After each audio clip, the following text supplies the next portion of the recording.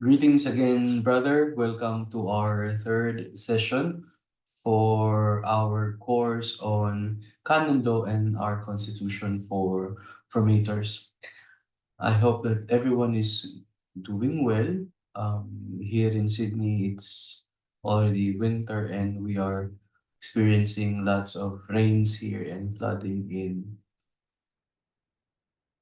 various areas of northwestern part of Sydney.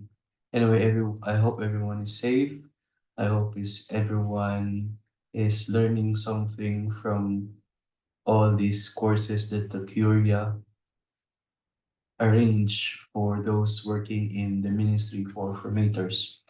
And with regards to our previous two sessions, hopefully those guide questions that I ask you towards the end of our sharing, um, we will be able to share them in a venue, in a space wherein we could exchange ideas, experiences, and you can also add up your insights towards the input that I shared with you. Now, for our third session, if I'm not mistaken, I place there that we will be discussing separation and departure from the order.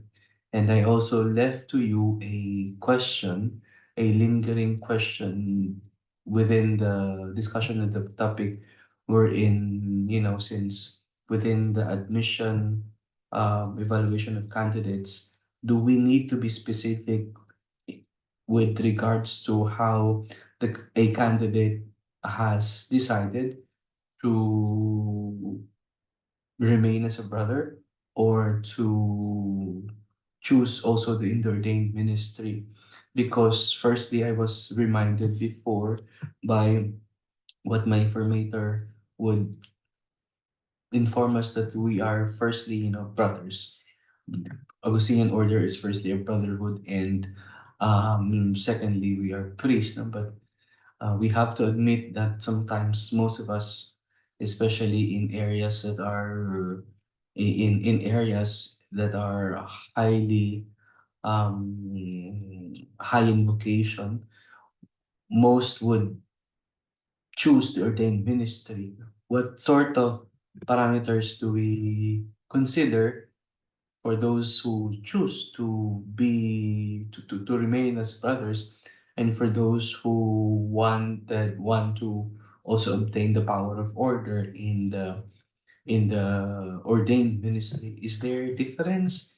Is there a nitty-gritty that we need more? What? We need more qualifications, we need more investigations, we need more requirements for those who are ordained, or simply we use the same parameter.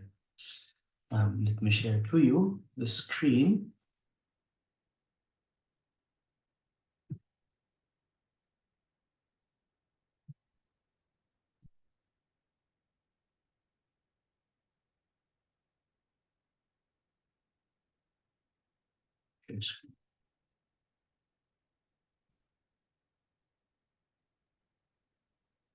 There.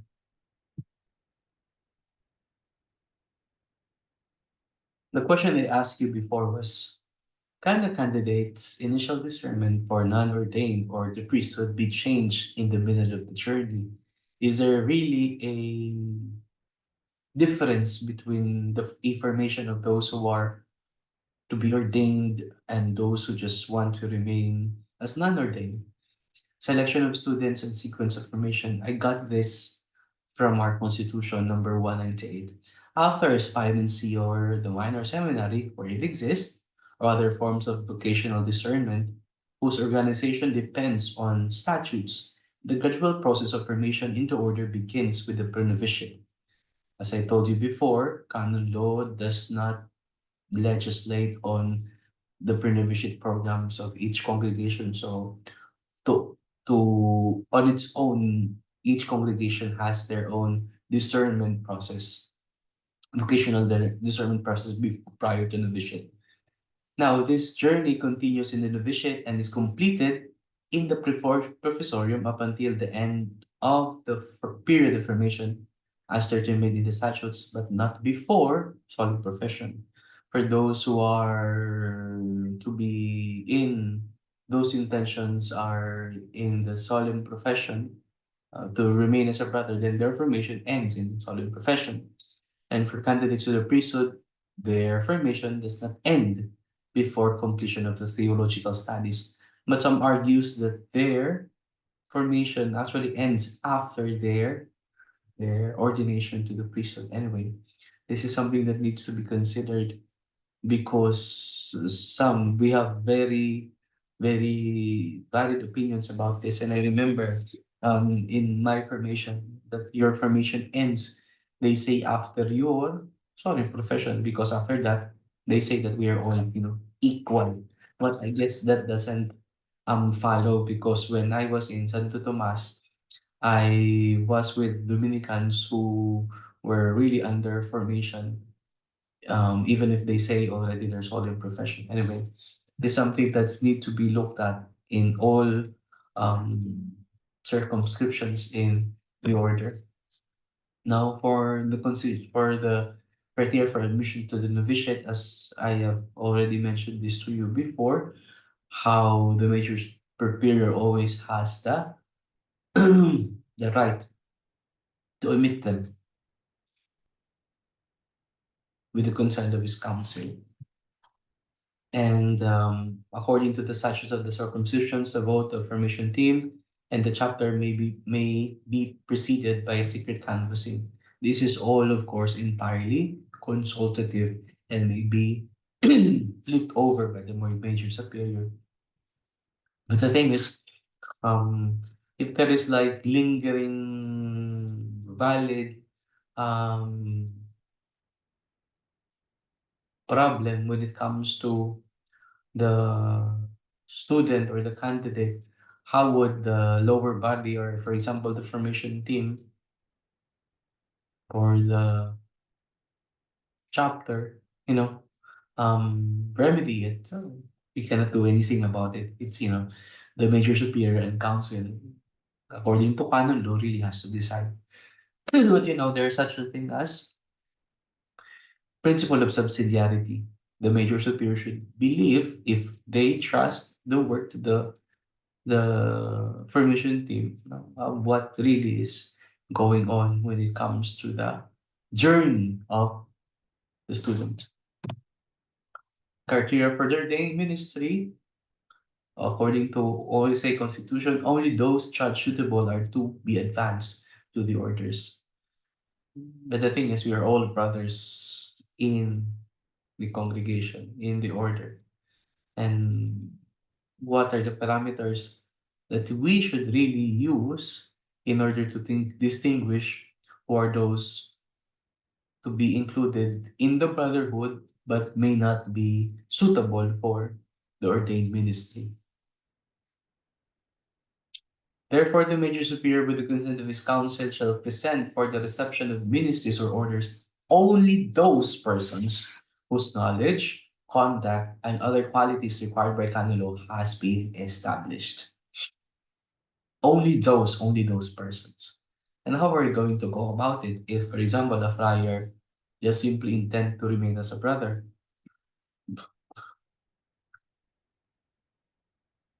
That's why I shared to you during the second session that I talked to this Jesuit friend before, that during their discernment process, particularly in the novitiate, with if one religious has decided that he should remain a brother, it should be respected and it should be um, considered how the formation team or the major superior should create a program particularly for brotherhood and not ask them to take, courses for their ordained ministry, which really was highly, something that needs to be looked at. And for those friars who are for the ordained ministry, they should follow what canon law has established. with regards to the other qualities required. Only those persons whose knowledge, conduct, some could be within the brotherhood, but may not be promoted, suitable to advance in the order. Now, this is what we have for canon, in canon law for the ordained ministry. Only those who, in the prudent judgment of the major superior or the bishop, all things considered, have sound faith, motivated by the right intention, endowed with requisite knowledge, enjoy a good reputation, and have moral probity, proven virtue and physical and psychological qualities appropriate to the order to be received.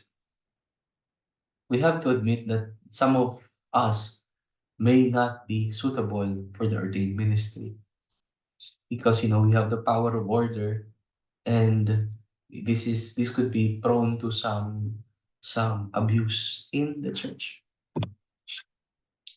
Requirement and investigation for the ordained ministry. The investigation of the requisite qualities of one who is to be ordained, the following provisions are to be observed. Sabi ko kanina. Number one, sound doctrine, genuine piety, good moral behavior. What if a friar doesn't have, an established good moral behavior, but he's already a solid profess? Fitness to exercise in the ministry. Likewise, after proper investigation, a certificate of candidate's state of physical and psychological health. In some formation community, some would even suggest that, we don't need this psychological or spiritual direction. It says, they argued that we just have to pray, pray, pray, pray.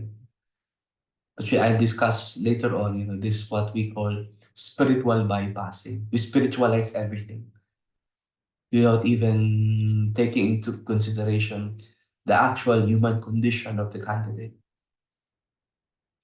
which is also discussed in the ratio, new ratio, the reality of this phenomenon going on. That's why the new ratio calls it, opportunities and challenges. I call it red flags that needs to be looked at. It's not so much about, judging, but it's more on assessing the situation. And if we have the tools to help, if we have the tools to remedy the situation, we should.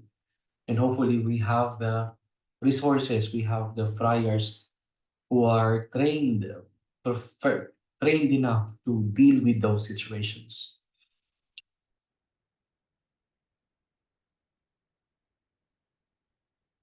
Now, the diocesan bishop or the major superior may, in order to properly complete the investigation, use other means, like taking into account circumstances of time and place, may seem useful, such as testimonial letters, public notices, or other resource of information. Now, how am I going to do this? If, for example, you know, there are red flags, red flags, red flags. Because while we value the person, there's no such a thing as um, perfectly packaged candidate. Hopefully, we can look into the reality of the person. What is the first thing that comes to you to mind when you hear red flags?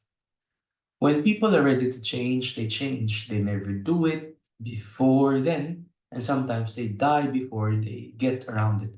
You can make them change if they don't want to. Just like when they want to, you can stop them.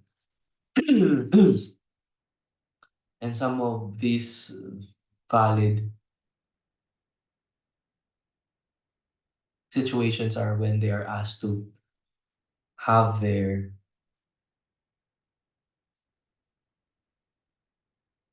time off in the seminary formation house. Yung parang sinabing pinalabas or lumabas ng kusa. Which is sometimes, I think, has a stigma for those who are inside, being judgy and whatnot. Pero actually, it's an opportune time for that person to have some time for himself or to really gather his thoughts. No? What are the things that he needs to change within himself? Ongoing formation. Formation is to be systematic, adapted to the capacity of members, spiritual and apostolic, both doctrinal and practical. Suitable ecclesiastical civil degrees are to be obtained as opportunities to offer, particularly those who would like to remain in non-ordained. Religious are to be diligent in continuing their spiritual, doctrinal, and practical formation throughout their lives. Superiors are to ensure that they have assistance and time to do this. Ongoing formation is each one's personal responsibility.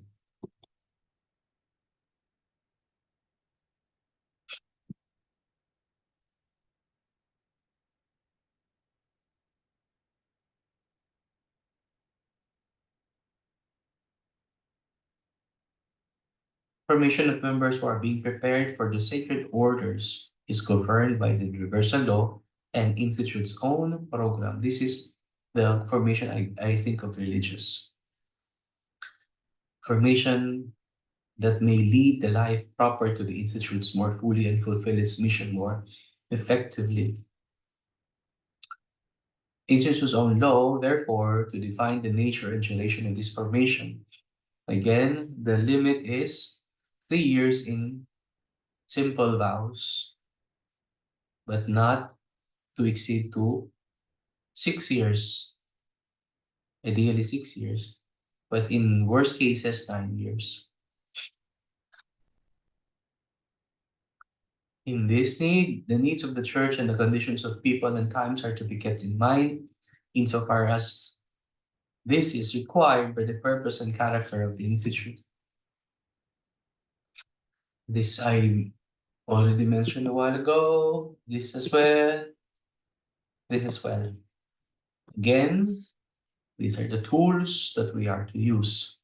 In some congregations, they have this requirement from their students wherein they, of course, they can never ask, what transpired in their spiritual direction or in their guidance counseling, the details, or even in the confessional box, because those are internal forum.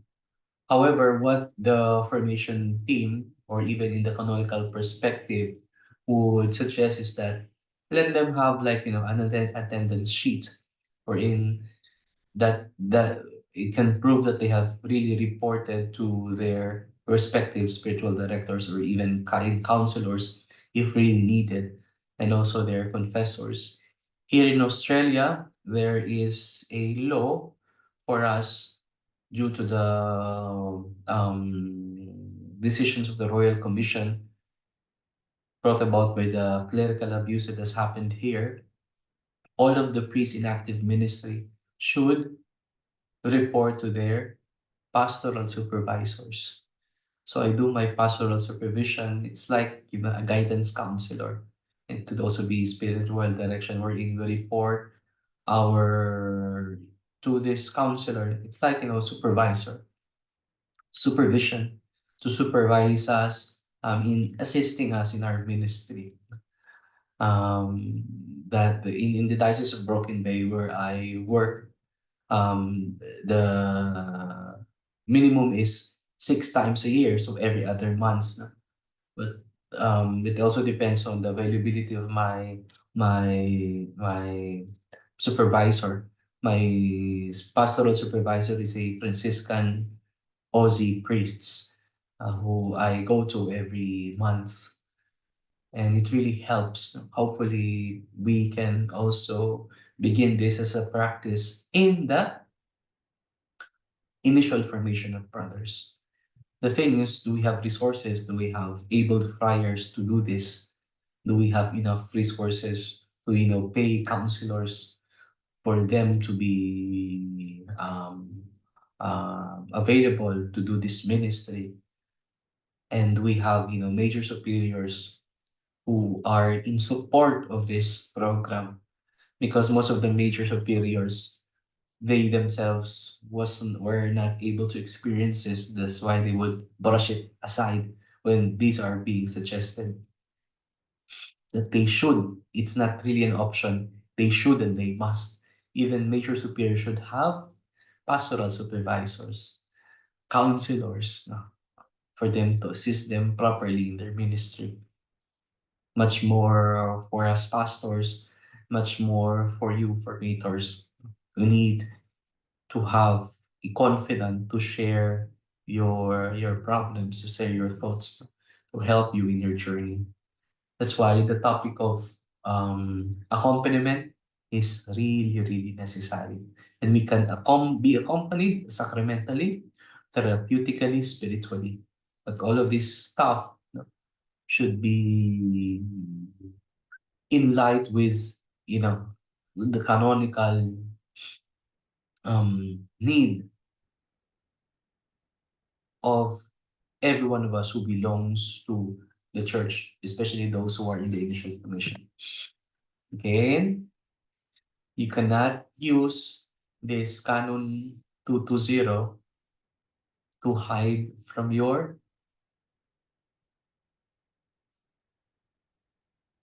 darkness. Although you have the right to ask someone to help you have the right to ask the needed help.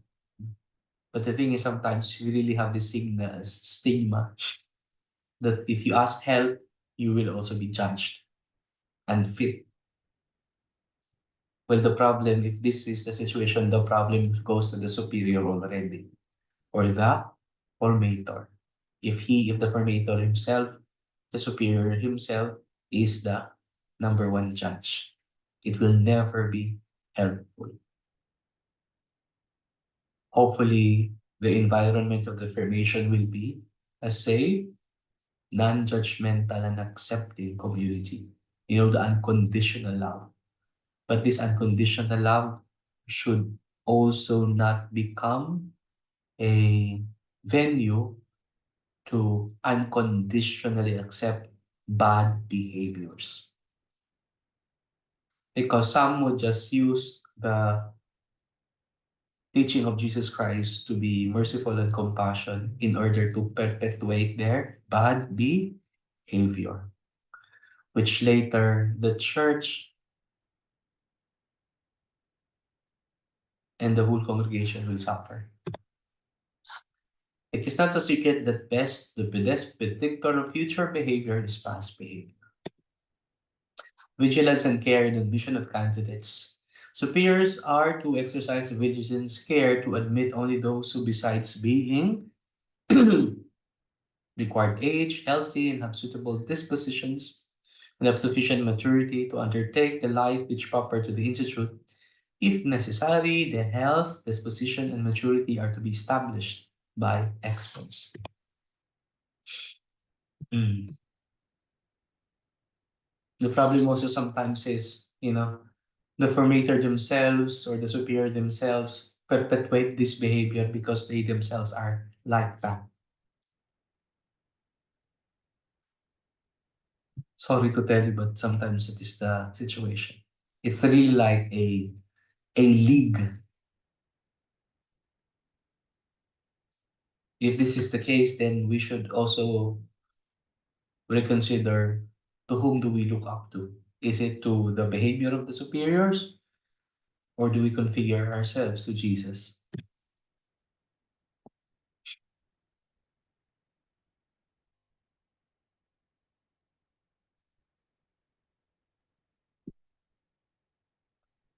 Danger, red flags ahead. Your project is struggling and needs help. So if you see red flag, do not judge your candidate. Assist them, help them, give them tools how to go about their situation, help them, encourage them to have how to develop healthy coping mechanisms, or else that candidate will again bleed to other people, especially if they're already in the active ministry. When the superior good of individuals or of the society and of the church is at stake, you can always bring to light a person's defect and offense in a proper forum. And the canonical forum may not be the best venue for it because canon law is just black and white. You send them to other forums that will really help the candidate. Spiritual, therapeutic, sacramental. Before it was just sacramental. But behaviors doesn't just change. Although when we approach the sacrament, we believe and we are taught that God immediately forgives us. But the thing is, how do we enable the penitent develop a skill not to repeat the same behavior? That's why counseling may never be included in your absolution. It's not, it's a different forum. Okay? The same red flags you ignore in the beginning will be the same reason it all ends. Because if it's already there, what can we do? Actually, as formator is just to lower down the intensity that it happens. For example, in the initial formation, it was found out and the intensity would have been 9 out of 10. Make it manageable. No one is perfect. Make it 3 or 2 over 10. And how do you do that? By giving them tools, by enabling them to realize their weakness and give them tools how to to remedy their situations. Because what we're doing is already a behavior that is hardwired in them. And we are trying to rewire ourselves and configure ourselves more and more to be like Jesus, serving within the order.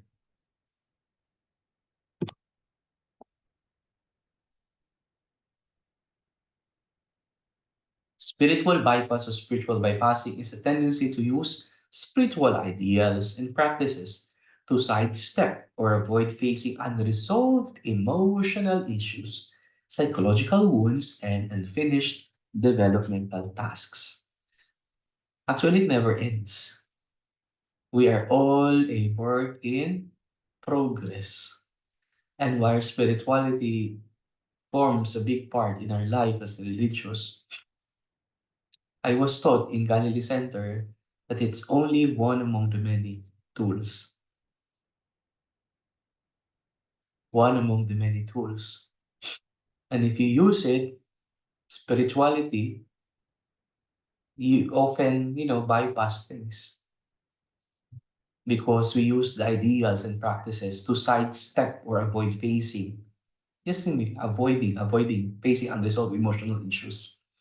And it takes a lot of courage, it takes a lot of guts to conquer ourselves. And we need the help of the Lord to do it. Now, this is towards the end of our discussion.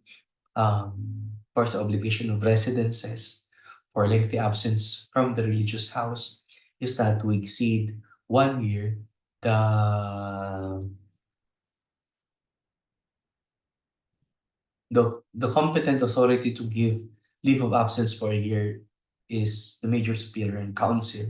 For those who would like to request for longer period, more than 1 year, they need to ask that from the curia, from the supreme moderator. And the supreme moderator cannot give you an exhaustion if you don't have a superior who can vouch for your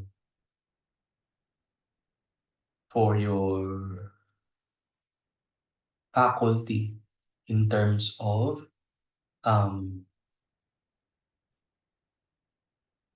practicing your power of order, dispensing the sacraments. But I'm not sure if, for example, for a sister who are not ordained, or for a brother, they don't need to ask that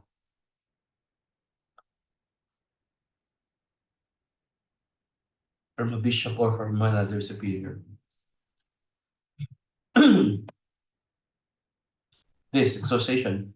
With the consent of his or her council, the supreme mediator can, for grave reason, grant an indult of excommunication to a perpetually professed member for a period not exceeding 3 years. In case of a cleric, this is what I was telling you. If you're ordained, the indult requires prior consent of the ordinary of the place where the cleric must decide, because the cleric could be practicing his power of order, saying mass, um, administering the sacraments, baptism. All the sacraments are regulated by an ordinary. You cannot be a rogue priest, a Cephalus, without a head giving you the faculty, giving you the license to administer the sacraments.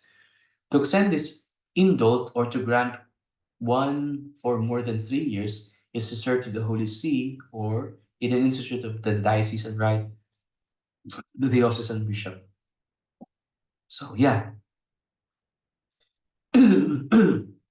of course, there are valid reasons, valid situations that this is granted, especially if the prior is to help family, take care of parents, no? Or doing studies. No? But majority of the situation, exploitation, has to deal with trying their vocations. It's like a precursor for them, no, to prepare for them to go out of the congregation, and some of them are able to find good bishops, and eventually being integrated to their to the secular clergy.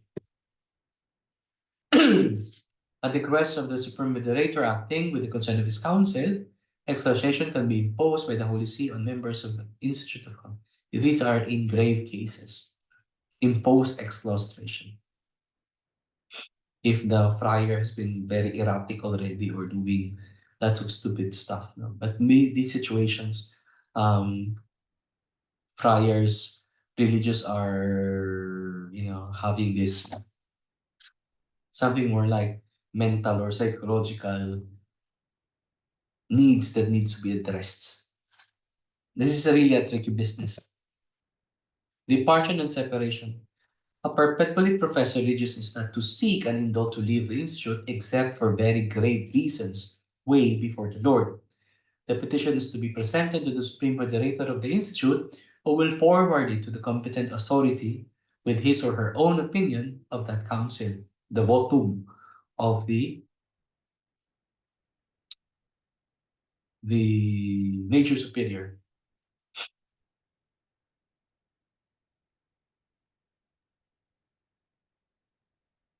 So the major superior or the provincial or the vicar, provincial vicar will make his votum and present it to the higher authority.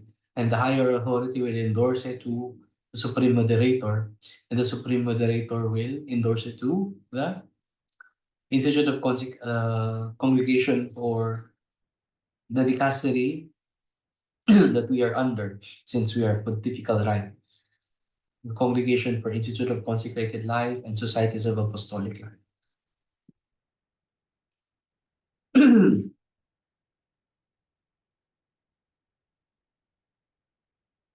Unable to leave the institute, which is lawfully granted and notified to a member, it needs to be signed by a member.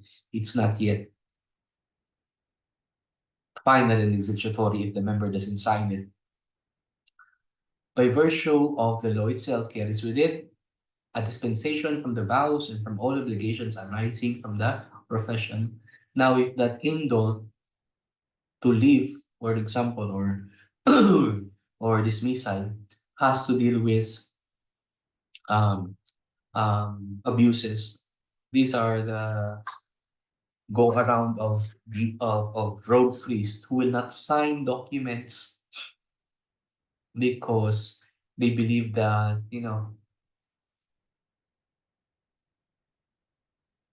they are innocent and they continue to perpetuate their ministry. But actually, they're already in irregular status, and we have cases that policing really and how to promote discipline within the clergy is something that is tricky because we don't have a department, an executive department, for example, the policing. We have the judge, the judiciary, and the legislation, but the one who who who will execute these decisions. Sometimes this is really a challenge. If a member is a cleric, the indult is not to be granted until he has found a bishop who will incarnate him in his diocese, or at least receive him there on probation. 5 years. If he is received on probation, he is by virtue of the law itself incarcerated in the diocese after 5 years. So if he is received on probation and within if that 5 years expires and no rejection from the bishop, de facto, is the cleric becomes a member incarcerated to the diocese.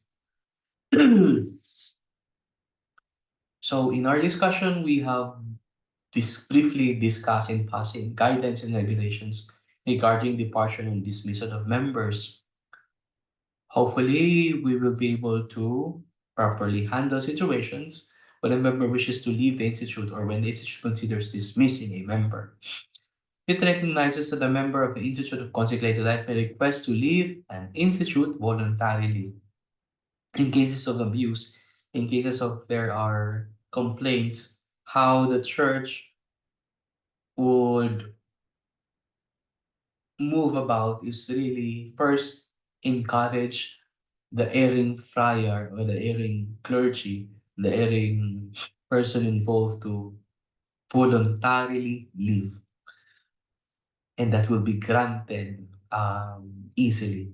If the friar suggests that he would really make a case out of it and mag-asunto, then it's really a bloody procedure. The institute's own law or the statutes of the institute determine the specific procedure and requirements for departure, protocol, and standards. The institute should ensure the member's departure is conducted with respect and in accordance with the principles of justice and charity.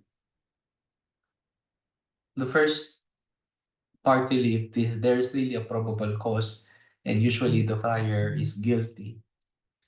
I have encountered cases wherein it was really encouraged and suggested that they should just write a request for indult to leave, voluntary leave. But in some cases, wherein we could really consider that the friar just, make this mistake the first time, um, was really having a existential problem when it comes to his crisis in vocation, then we can give them another chance. And the church, to its process of rectifying the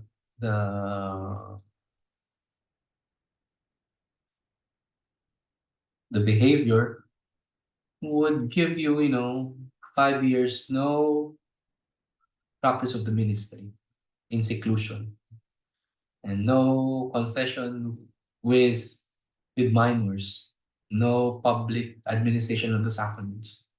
You just be, be a member of the community, but also still continuing undergoing processes of interventions, therapeutic interventions, which in some cases would really be helpful and religious who have experienced this was really positive in there. journey towards healing and rehabilitations. The problem sometimes is that if friars are so defensive that they don't like to participate in their own healing process. That's a dead end.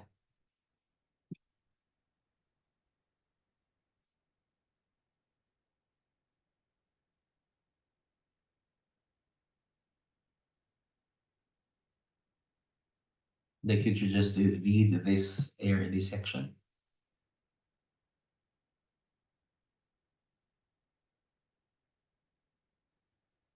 More serious crimes which do particular harm to the church.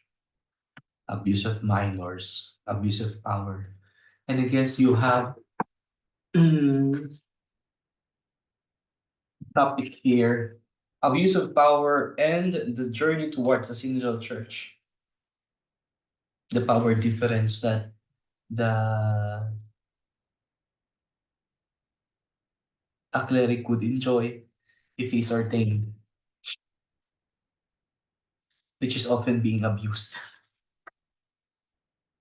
And those who have behavioral problems make it as a venue to perpetuate their behavior because they have the power of order.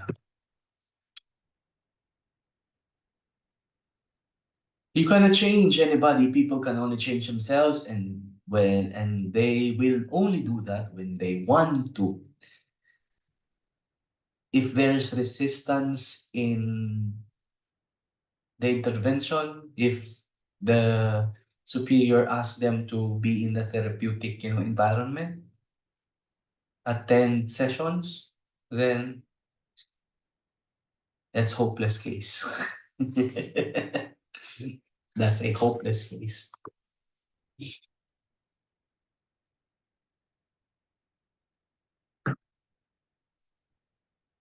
5 minutes.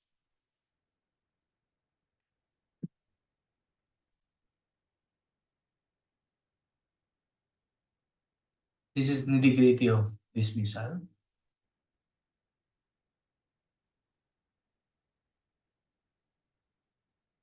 You can read it as it is. I will share to you the PowerPoint presentation.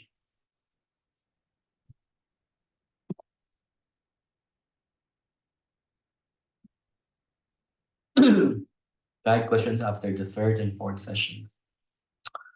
While there are several challenges each circumcision has in its active members, what aspects in canon law could have aided in resolving or even just minimizing them from happening right at the beginning of the candidate's formation journey? What are the prevalent red flags you constantly encounter, particularly in your circumscription? Share your thoughts and insights regarding the challenges and opportunities the new ratio identified and how it affects your present ministry. What is your takeaway from this third session and fourth as well?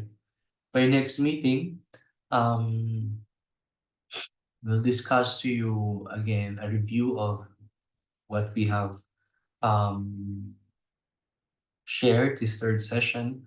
And I would like you also to watch the um, documentary made by CNN and also Al Jazeera with regards to cases of actual cases.